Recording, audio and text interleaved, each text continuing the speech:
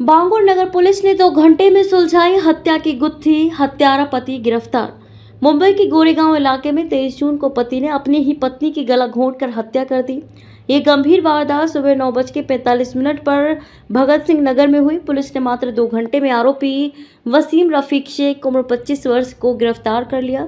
आरोपी बांगुर नगर इलाके का निवासी है और पहले एक फिल्म प्रोडक्शन हाउस में काम करता था, लेकिन पिछले कुछ समय से बेरोजगार था। पुलिस जांच में सामने आया कि वसीम को शक था कि उसकी पत्नी के किसी अन्य पुरुष से नाजायज संबंध है। इसी संदेह में उसने गला घोंटकर पत्नी की हत्या कर दी और अपनी सास को फोन करके कहा, मैंने अपना काम कर दिया है। घटना की जानकारी मिलते ही बांगुर नगर पुलिस हरकत में आई। वरिष्ठ पुलिस निरीक्षक अनिल ठाकरे के नेतृत्व में टीम ने सीसीटीवी फुटेज खंगाले, गवाहों से पूछताछ की और तकनीकी विश्लेषण के आधार पर आरोपी की तलाश शुरू की। कुछ ही घंटों में वसीम को राम मंदिर रोड रेलवे स्टेशन से ट्रेन पकड़ने की कोशिश करते हुए गिरफ्तार कर लिया गया। आरोपी से पूछताछ जारी है और उसके आपराधिक रिकॉर्ड की भी जांच की जा रही है। सहायक पुलिस आयुक्त हेमंत सावंत ने पुलिस टीम की त्वरित कार्रवाई की सराहना की। इस घटना में मुंबई पुलिस ने एक बार फिर अपनी तत्परता और कुशलता का परिचय दिया है। सर, एक मुलाला अरेस्ट केल्यावर मारलं पाहिजे नेमकं काय आणि कसं बदल मारलं त्यांनी? आज सकाळी बांगुर नगर पोलीस स्टेशन या ठिकाणी एक ऑफिसर रंदे आहेत, API रंदे, जे नाईट करून आपल्या घरी चालले होते त्या ठिकाणी, आणि ते डिटेक्शन ऑफिसर आहे. तर भगत सिंग नगरमध्ये एका महिलेचं खून झाल्याची माहिती त्यांना मिळाल्याबरोबर त्यांनी घरी न जाता तसेच त्या स्पॉटला गेले आणि त्या ठिकाणी ती स्पॉटला व्हिजिट केल्यानंतर ते पाहिल्यानंतर लगेचच त्यांना कळलं की हे खुनाचा प्रकार असल्यामुळे त्यांनी लगेच सिनियर PI ठाकरे आहेत त्यांना इन्फॉर्मेशन लगेच पास केली.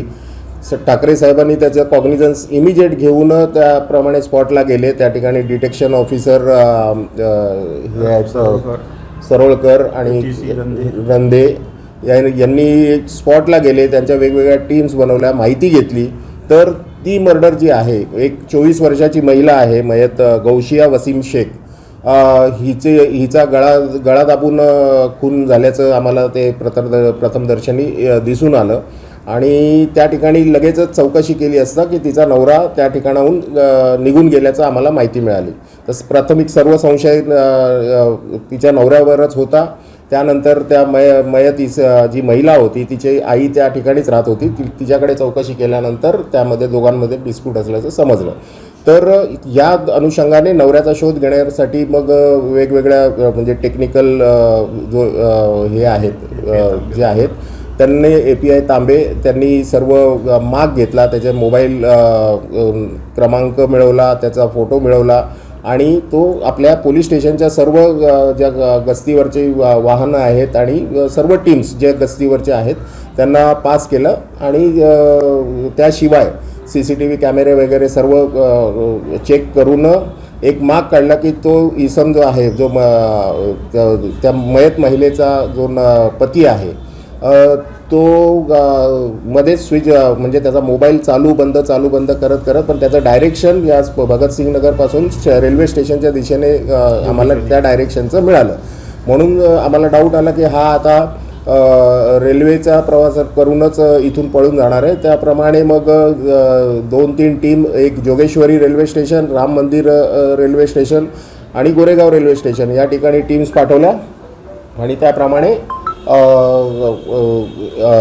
आरोपी मिळून येतो का याचा शोध घेतला आणि त्याप्रमाणे जसं अपेक्षित केलं होतं त्याप्रमाणे हा आरोपी राम मंदिर रोड रेल्वे स्टेशन या ठिकाणी ट्रेन पकडण्यासाठी तयारीत असताना आमच्या टीमने जसं काही त्याचा जो टीम जो फोटो होता तो त्यावरून आम्ही लगेच आयडेंटिफाय केलं का सकाळची दुपारच्या वेळेला गर्दी असते 11:30-12च्या सुमारास ट्रेनला. त्या प्लॅटफॉर्मवरनं आम्ही त्याला आयडेंटिफाय केला आणि API रंदेनी आणि त्याच्या टीमने त्यांना ट्रेनमध्ये चढण्याच्या तयारीत असताना ताब्यात घेतलं. हा सर्व म्हणजे खुनाचा प्रकार माहीत पडल्यानंतर एक 1.5-2 तासाच्या